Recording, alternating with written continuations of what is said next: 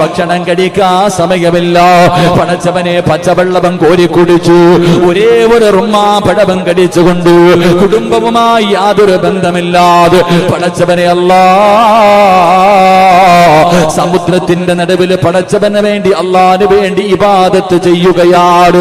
500 കൊല്ലമാണ് ഇബാദത്ത് എടുത്തത്. 500 വർഷക്കാല് ഭാര്യയില്ല, മക്കളില്ല, കുടുംബമില്ല, ദുനിയാവുമായിട്ട് യാതൊരു ബന്ധവുമില്ല.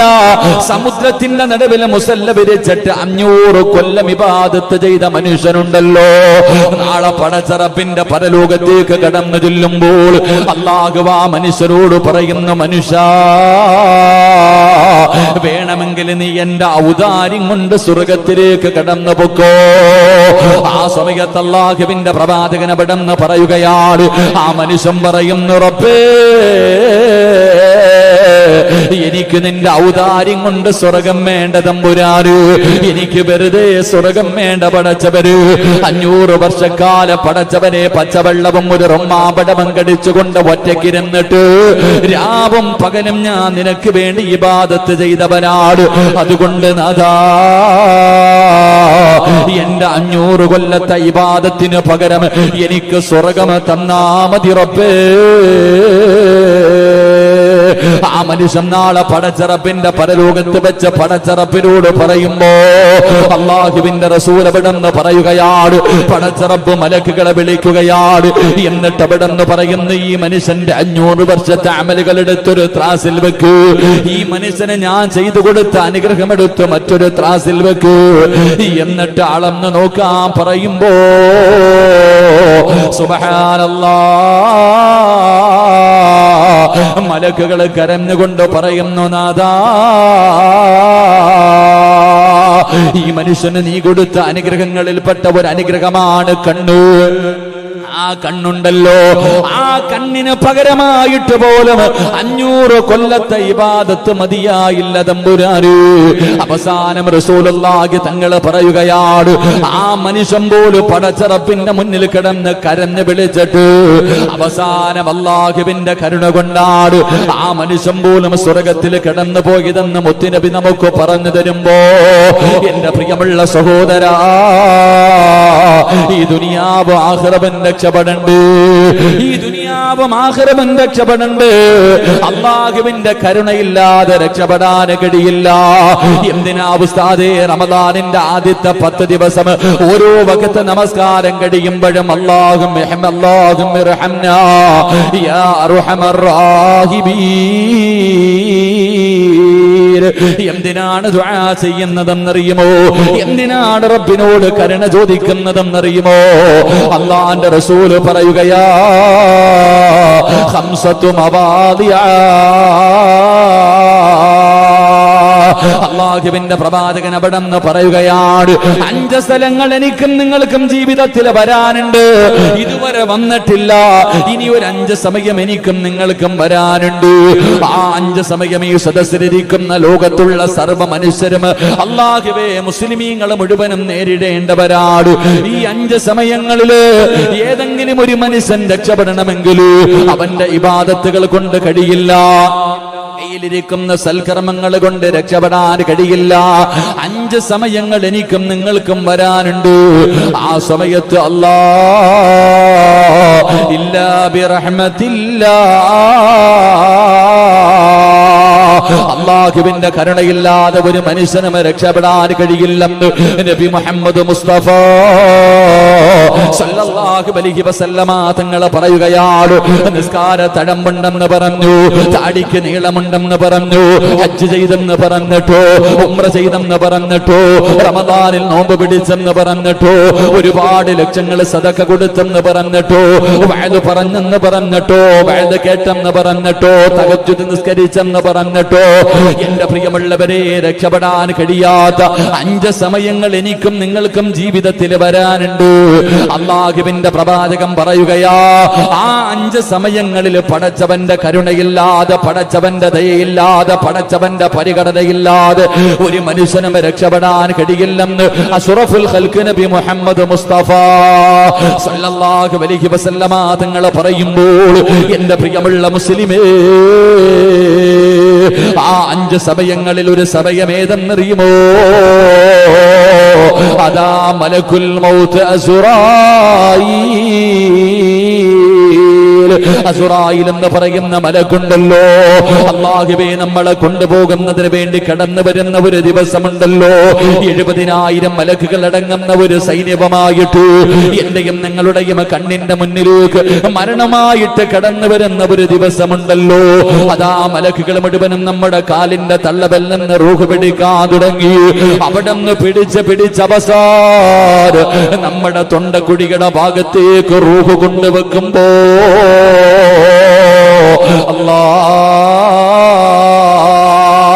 അസ്റായീൽ അലൈഹിസ്സലാം നമ്മുടെ തൊണ്ടക്കുഴിയിൽ നിന്ന് ആ റൂഹങ്ങ് വലിച്ചെടുക്കുന്ന സമയമുണ്ടല്ലോ, ആ റൂഹങ്ങ് പിടിക്കുന്ന സമയമുണ്ടല്ലോ, ആ സമയത്ത് നിന്റെ നാവ് പൊക്കിയിട്ട് ലാ ഇലാഹ ഇല്ലല്ലാഹ്, പടച്ചവനെ അതാ ഇടത് ഭാഗത്ത് ശപിക്കപ്പെട്ട ശൈത്താനിന്റെ മരിച്ചുപോയ ബാപ്പാടെ രൂപത്തില് ഉമ്മയുടെ രൂപത്തില് കയ്യില് വെള്ളവും പിടിച്ചുകൊണ്ട് നിന്റെ ശരീരം തലോടിയിട്ട് പറയില്ലേ, അതാ അടുത്ത് നിന്ന് ഭാര്യയും മക്കളും കുടുംബക്കാരിൽ ലാ ഇലാഹ ഇല്ലല്ലാഹ് പറയുകയാണ്. എല്ലാവരും നിന്നെ ഓർമ്മപ്പെടുത്തുകയാണ്. നിനക്ക് പറയാനറിയാത്ത ദിക്റല്ല. ഏത് ഉറക്കത്തിൽ ചോദിച്ചാൽ അതാ മുസ്ലിമായ മുതുകുടിയം വരെ പറഞ്ഞു തരും. പള്ളിയിൽ പോലും കേറാത്ത മുസ്ലിമിനും പറയാനറിയുന്ന ഒരു ദിക്റാണ് ലാ ഇലാഹ ഇല്ലല്ലാഹ്. അതാ സക്കറാത്തിന്റെ അവസ്ഥയിൽ കിടക്കുന്ന മനുഷ്യന്റെ ചാരത്ത് നിന്നിട്ട് കുടുംബക്കാര് മുഴുവനും ഇത് പറഞ്ഞു കൊടുക്കണമെന്നാണ്.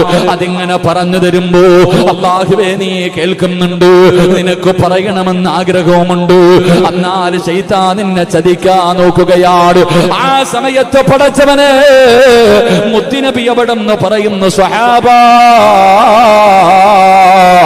ഇബ്ലീസിന്റെ ചതിയിൽ നിന്ന് രക്ഷപ്പെട്ടിട്ട് അല്ലാഹു തന്ന നാവ് കൊണ്ട് ലാ ഇലാഹ ഇല്ലല്ലാഹ് എന്ന് പറയാ നിന്റെ നാവ് പൊങ്ങണോ ബാപ്പാ? അത് പറയാ കഴിയണോ പെങ്ങള്? അല്ലാഹുവിന്റെ കരുണയില്ലാതെ ഒരു മനുഷ്യനും കഴിയില്ലെന്ന് നബി മുഹമ്മദ് മുസ്തഫ. ഇത് ചോദിച്ചു വാങ്ങാനാ പടച്ചറപ്പ് 10 ദിവസം തന്നത്. ഇവിടെ രക്ഷപ്പെടുന്നതിന് വേണ്ടി ഇത് ചോദിച്ചു വാങ്ങാനാണ്. ആ സമയത്ത് അല്ലാഹു നിന്നോട് കരുണ കാണിക്കുന്നതിന് വേണ്ടി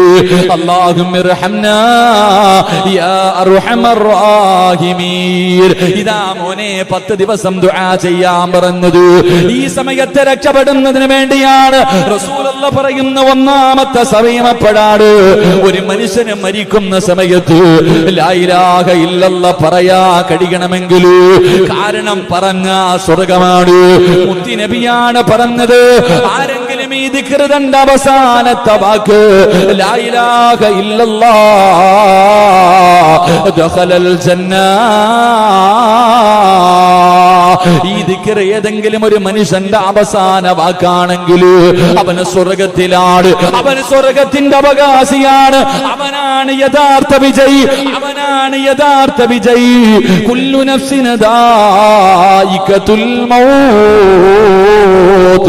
വഇന്നമാ തുവഫൗന ഉജൂറകും യൗമൽ ഖിയാമ ഫമൻ സുഹ്സിഹ അനിൻ നാർ വഉദ്ഖിലൽ ജന്നത ഫഖദ് ഫാസ്.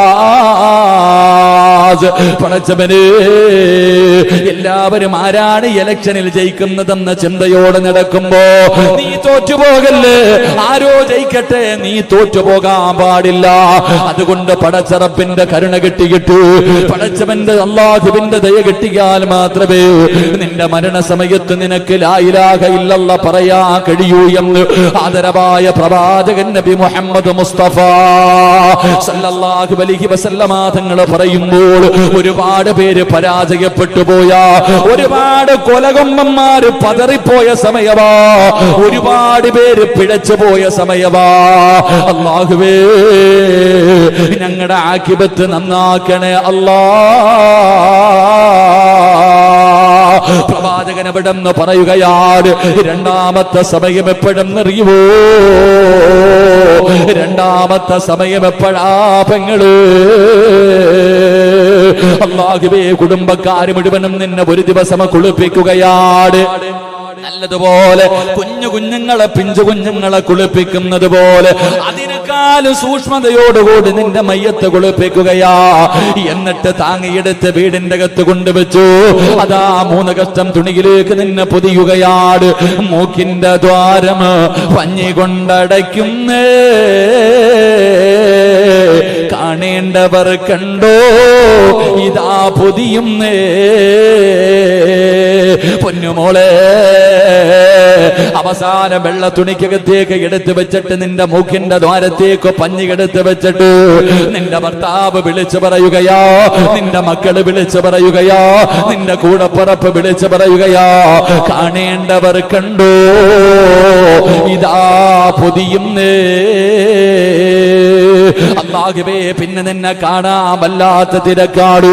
കുറച്ച് സമയം കഴിഞ്ഞപ്പോ പറയുകയാ, കണ്ടതൊക്കെ മതി, പൊതിഞ്ഞോ. പെട്ടെന്ന് പള്ളിയിൽ നിന്ന് കൊണ്ടുവച്ചിരിക്കുന്ന മയ്യത്ത് കട്ടിലകത്തേക്ക് നിന്നെ എല്ലാവരും കൂടെ എടുത്തു വെക്കുകയാണ്. നിന്റെ വീടിന്റെ അകത്ത് വല്ലാത്ത നിലവിളിയാട്. നിന്റെ വീടിന്റെ അകത്ത് കിടന്ന് വിളിച്ചു കൂവൽ കേൾക്കുന്ന സമയം അപ്പോഴാട് മയ്യത്തു കെട്ടിൽ തോളിലേക്ക് ഉയരുന്നേ. പുരയ്ക്കുള്ളിലപ്പോൾ രോദനം ഉയരുന്നേ. എല്ലാവരുടെയും നെഞ്ചു പൊട്ടുന്ന സമയപ്പോഴാട് വീടിന്റെ അകത്ത് നിന്ന് ജനാസ കൊണ്ടിറങ്ങുമ്പോ അതാ 6 പേര് മയ്യത്ത് കട്ടില് തോളിൽ ഉയർത്തി ലാ ഇലാഹ ഇല്ലല്ലാഹ് എന്ന് പറഞ്ഞ് മുന്നോട്ട് നടക്കുമ്പോ അരുമക്കിടാങ്ങൾ വാപ്പയെ വിളിക്കുന്നേ. അതിനുത്തരം നൽകാതെ നീ കിടക്കുന്നേ. വാപ്പാ, എന്റെ ഉപ്പാനെ കൊണ്ടുപോകല്ലേ, എന്റെ ഉമ്മാനെ കൊണ്ടുപോകല്ലേ, എന്റെ ഭർത്താവിനെ കൊണ്ടുപോകല്ലേ എന്ന് പറഞ്ഞുകൊണ്ട് നിലവിളിക്കുന്ന സമയത്ത് നീ ഒരു പരിഗണനയും നൽകാതെ, അവർക്ക് ഉത്തരം കൊടുക്കാൻ കഴിയാതെ അവസാനം പടച്ചവനെ ചാമക്കാല പള്ളിയുടെ ഖബർസ്ഥാനിലേക്ക് ഈ പള്ളികൾ കൊണ്ടുവന്ന് നമസ്കാരം കഴിഞ്ഞു. എന്നിട്ടല്ലാ പള്ളിപ്പറമ്പിൽ നിനക്കൊരു പുതിയ വീട് പണിതിട്ടിരിക്കുകയാ. കോടികൾ വേണ്ട, കത്തുന്ന കളർ ലൈറ്റുകൾ വേണ്ട, ബാംഗ്ലൂരിലെ ഗ്രാനൈറ്റുകൾ വേണ്ട.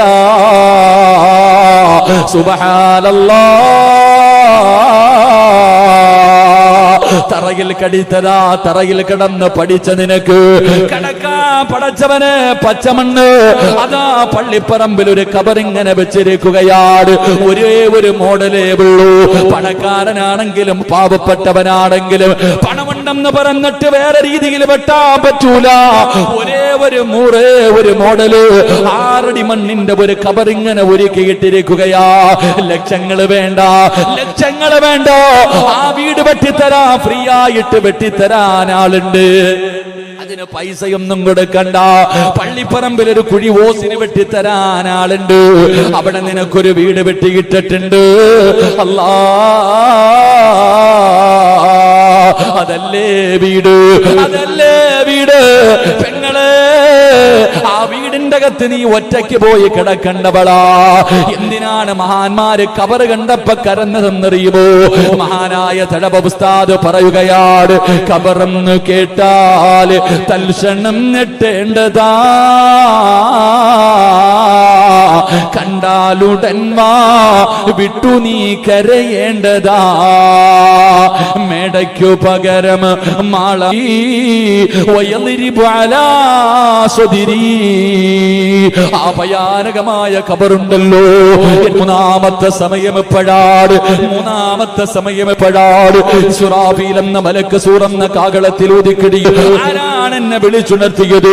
ഖബർ വെട്ടിപ്പൊളിച്ചിട്ട് ഞാനും നിങ്ങളും എഴുന്നേറ്റ് പോകും. ആ സമയത്ത് പടച്ച റബ്ബുണ്ടല്ലോ. ഈ കിതാബ് നമ്മുടെ കൈ മാലി ഹാദൽ കിതാബ് ലാ യുഗാദിറു സഗീറതൻ വലാ കബീറതൻ ഇല്ലാ അഹ്സാഹാ. ഇതെന്ത് കിതാബാണ് റബ്ബേ, ഇതെന്ത് കിതാബാണ് റബ്ബേ. ഒന്നും വിട്ടിട്ടില്ലല്ലോ അല്ലാ, ഒരെണ്ണം പോലും വിട്ടുപോയിട്ടില്ലല്ലോ. എല്ലാം ഇതിനകത്തുണ്ടല്ലോ.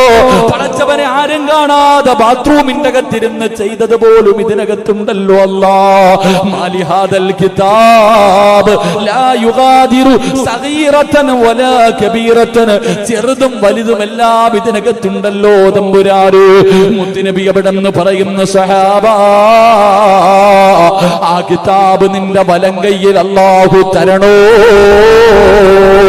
അത് വലത് കൈകൊണ്ട് വാങ്ങിയ സ്വർഗമാണ്, അവന് രക്ഷപ്പെടുകയാണ്. അല്ലാഹുവിന്റെ റസൂൽ എവിടെന്ന് പറയുകയാണ്, ഇടത് കൈ നെഞ്ചിലൂടെ കുത്തിയിറക്കി പുറം ഭാഗത്താണ് നരകവാസികൾക്ക് ആ കിതാബ് കൊടുക്കുന്നത്.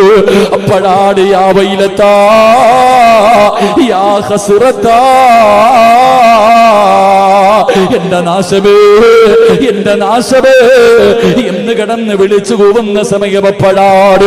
അതുകൊണ്ട് പ്രവാചകൻ പറഞ്ഞു, സഹാബാ, അല്ലാഹു വലത് കൈയിലേക്ക്, പടച്ചറപ്പ് വലത് കൈയിലേക്ക് ആ നന്മ തിന്മ എഴുതിയ കിതാബുണ്ടല്ലോ, അതാരുടെയെങ്കിലും വലത് കൈയിൽ കൊടുക്കണമെങ്കിൽ, ആരുടെയെങ്കിലും വലത് കയ്യിൽ കൊടുക്കണമെങ്കിൽ ചെയ്തിരിക്കുന്ന അമല് കൊണ്ട് മാത്രം പറ്റൂല. അല്ലാഹുവിന്റെ കരുണ വേണമെന്ന് നബി മുഹമ്മദ് മുസ്തഫ സല്ലല്ലാഹു അലൈഹി വസല്ലമ തങ്ങൾ പറയുമ്പോ അത് വലത് കൈ കൊണ്ട് വാങ്ങാനുള്ള കൊതി കൊണ്ടാണ്. അല്ലാഹുമ്മിർഹംനാ യാ അർഹമർ റഹീമീൻ.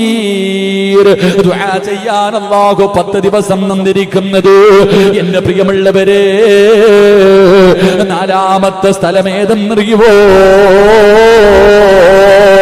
മീസാൻ എന്ന് പറയുന്ന ഒരു ത്രാസുണ്ട് മോനെ. മീസാൻ എന്ന് പറയുന്ന ഒരു ത്രാസ്, നന്മയും തിന്മയും തൂക്കുന്ന ത്രാസ്, നന്മയും തിന്മയും തൂക്കുന്ന ത്രാസ്. സുബ്ഹാനല്ലാഹ്, തൂക്കുന്നത് പടച്ച റബ്ബല്ലേ.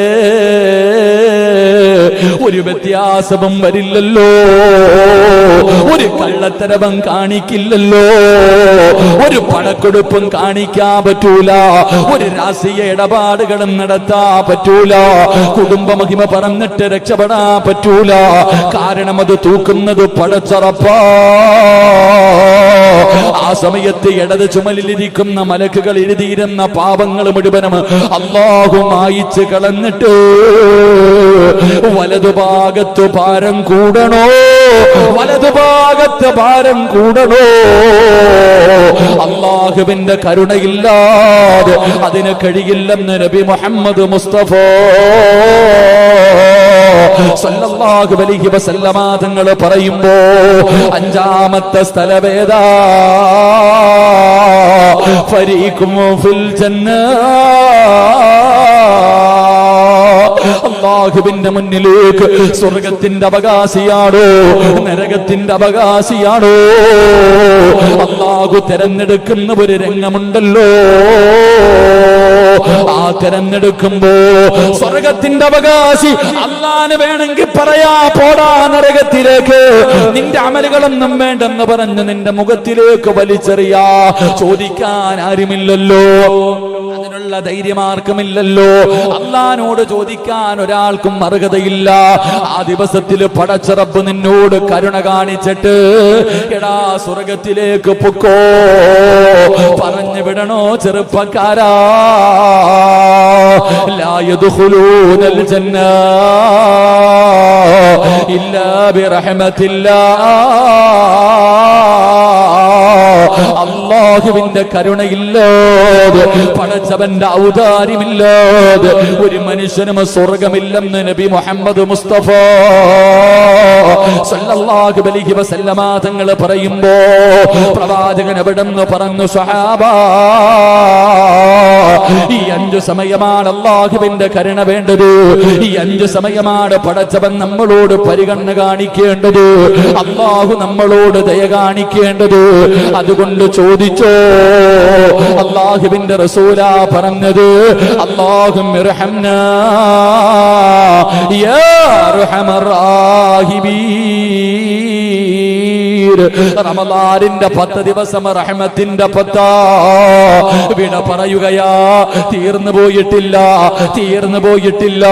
ഇനിയുള്ള ഓരോ നിമിഷത്തിനും വല്ലാത്ത വിലയാണ് ഉമ്മ.